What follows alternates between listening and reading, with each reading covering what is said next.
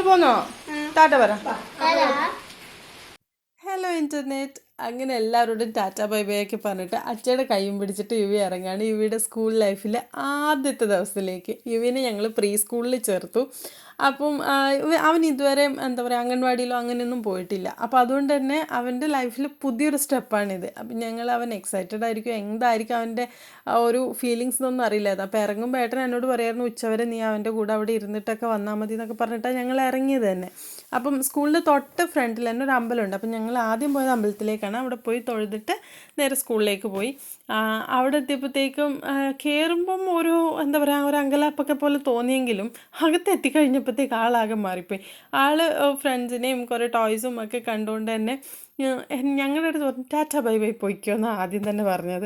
അപ്പോൾ അവൻ നേരെ കയറിപ്പോയി. അവിടെ 2 ടീച്ചേഴ്സ് ഉണ്ടായിരുന്നു. അപ്പം അവർ വളരെ നന്നായിട്ട് മോനോട് ബിഹേവ് ചെയ്തേക്കെ. അതുകൊണ്ട് തന്നെ അവന് ഭയങ്കര ഇഷ്ടപ്പെട്ടു. അവിടെ എത്തിയപ്പോഴത്തേക്കും ഒരു കുട്ടി ടീച്ചറിൻ്റെ ഒക്കത്തിരുന്ന് കരയുന്നു, വേറൊരാളാണെങ്കിൽ ഓടി വന്ന് ഏട്ടനോട് എന്നെയും കൂടെ എടുത്തോ എന്നും പറഞ്ഞിട്ട് ഇങ്ങനെ കൈയും പൊക്കി പിടിച്ചിരിക്കുകയായിരുന്നു. അപ്പോൾ അവരൊക്കെ എടുത്ത് കുറച്ച് നേരം ഇരുന്നു.